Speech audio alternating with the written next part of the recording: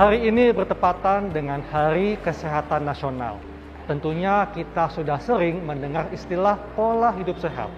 Namun, sejauh mana kita memahami istilah ini, saya kali ini akan berbincang bersama Dr. Suito Indra, dokter penyakit dalam konsultan hati dan pencernaan. Sebetulnya apa definisi dari pola hidup sehat? Ada 5C di dalam hidup sehat itu yang membuat orang bisa hidup sehat, yaitu satu adalah cukup. C itu cukup makan. Tentu dalam hal ini makan makanan yang baik. Kemudian cukup istirahat, cukup relaksasi, dalam hal ini terkait dengan hiburan. Kemudian cukup berolahraga.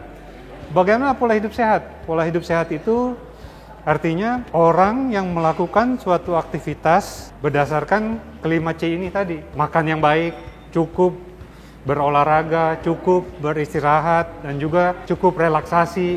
Tapi kalau kita melihat kondisi saat ini dok ya, di mana teknologi semakin maju. Ketika orang butuh makanan tinggal pesan lewat smartphone.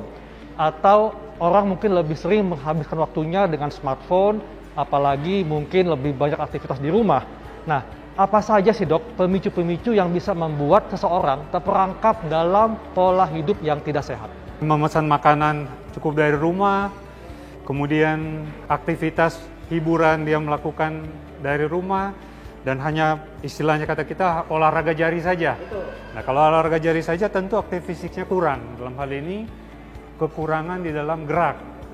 Nah, kurang gerak itu juga membuat seseorang itu cenderung dalam kondisi yang kita sebut sebagai sedental, suatu pola hidup yang kurang gerak. Nah, itu biasanya cenderung membuat seseorang itu menjadi gemuk, ya, otot-ototnya tidak terlatih, fungsi parunya juga tidak baik. Selanjutnya, apabila dia gemuk, muncul permasalahan lain, kecenderungan untuk menjadi fatty liver, perlemakan hati. Cenderung orang itu mudah GERD, mudah naik asam lambungnya, kemudian bisa gangguan buang air besar, tidak lancar, seperti begitu, sembelit. Jadi tentu itu bukan suatu pola hidup yang baik.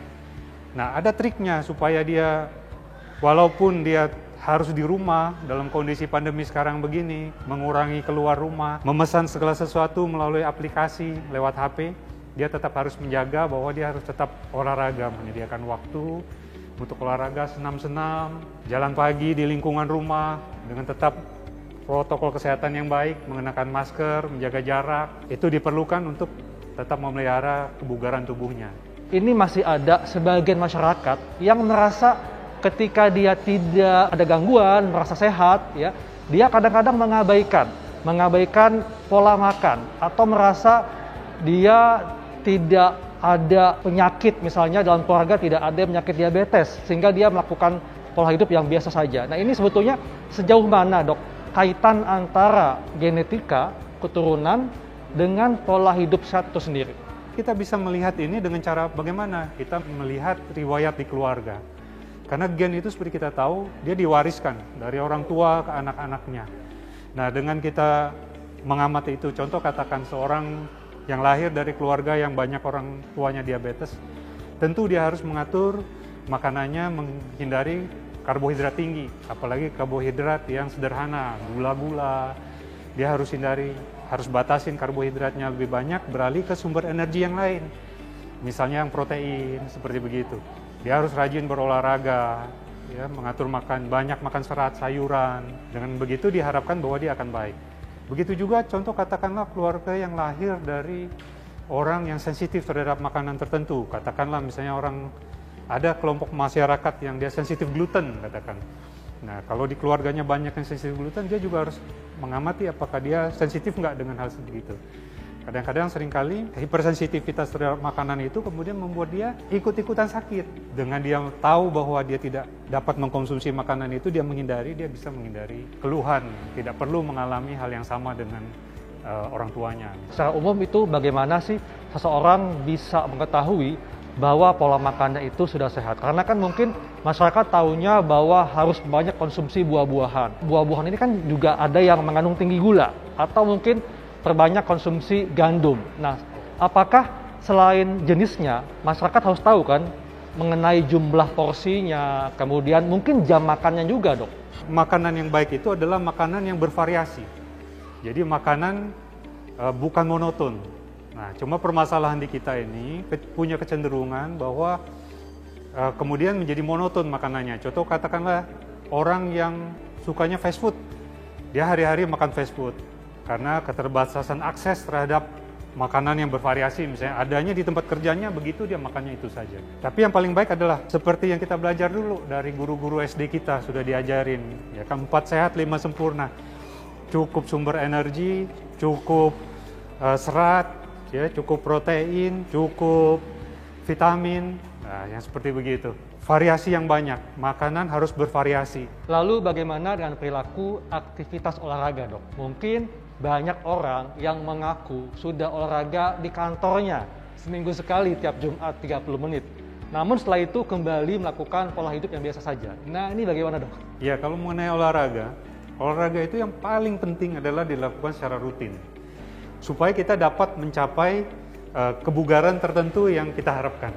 Kalau olahraga seminggu sekali, tidak akan mencapai tingkat kebugaran yang kita harapkan itu. Yang disebut olahraga rutin, minimal 5 hari dalam seminggu. Untuk kesehatan, kita berolahraga sampai bugar, sampai kita merasa badannya segar. Dan biasanya tidak perlu olahraga yang terlalu berat, olahraga sedang-sedang yang mampu kita lakukan. Sebaiknya dilakukan rata-rata satu sesi olahraga adalah sekitar 1 jam, 1 jam setengah. Itu sudah cukup, tapi yang paling penting adalah rutin. Untuk jenisnya, apakah harus yang kardio atau kombinasi dengan weightlifting? Untuk jenis olahraga sebenarnya harus disesuaikan dengan kondisi fisik seseorang.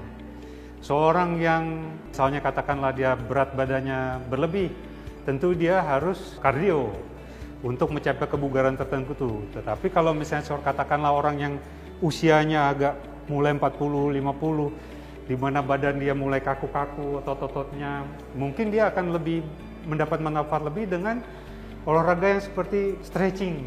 Stretching akan mungkin dia ikut yoga, mungkin dia senam kesehatan, seperti begitu. Nah, sebaliknya kalau orang dengan tubuh yang agak kecil, dia bisa tambahkan dengan lifting, dengan mengangkat beban supaya mempunyai proporsi tubuh yang lebih baik, meningkatkan rasa percaya diri dia. Cukup banyak orang yang menganggap bahwa yang penting kualitasnya, bukan durasinya. Nah, sebetulnya pola istirahat itu yang baik seperti apa, Dok? Apakah durasinya dan kualitasnya atau bagaimana? Kalau kita ingin melihat yang mana yang paling penting, dua-duanya penting. Jadi kualitas tidur itu penting sekali. Karena apa? Ada orang yang dia tidur jangka waktu panjang, ternyata dia ngorok misalnya, terganggu. Jadi hambatan pernafasan di dalam saluran pernafasan, bangun dia tidak segar. Itu juga tidak baik. Jadi kualitas tidur harus baik. Kemudian yang kedua, durasi. Durasi juga penting. Artinya, kalau dia biasa tidur 8 jam baru cukup, kemudian dia tidur 4 jam, tentu itu membuat dia terganggu aktivitas setelah dia bangun tidur itu. Tetapi durasi itu bervariasi antara satu orang dengan orang yang lain. Ada yang dia dengan 4 jam saja tidur, dia merasa sudah cukup, badannya sudah bugar. Ada yang dia perlu 8 jam. Jadi ini secara genetik memang bervariasi. Jadi kita tidak bisa mengatakan berapa jam yang lama durasi yang cukup untuk orang tidur untuk orang tertentu, tergantung genetik dia. Yang bagaimana kita melihat cukup atau enggak, baik atau enggak? Kita lihat dia setelah bangun tidur. Kalau dia bangun tidur fresh, badannya segar, berarti dia kualitas tidur baik, sudah cukup durasinya. Kalau dia tidur panjang 12 jam tapi bangun tidak segar, berarti kualitas tidur tidak baik. Atau sebaliknya, sebenarnya kualitas tidur baik, tetapi dia tidurnya kurang waktunya. Bangun juga dia pusing kepalanya. Jadi dua-duanya penting harus kita perhatikan. Dan kita sesuaikan dengan kondisi genetik dan fisik orang tersebut. Jadi untuk melakukan pola hidup sehat tidak mesti mahal, yang penting kita niat dan berkomitmen untuk melakukannya. Baik, Dok, terima kasih untuk penjelasannya. Sama-sama.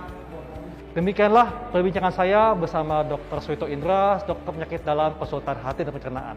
Saya Dr. Kalan Syari untuk Hidup Sehat Plus.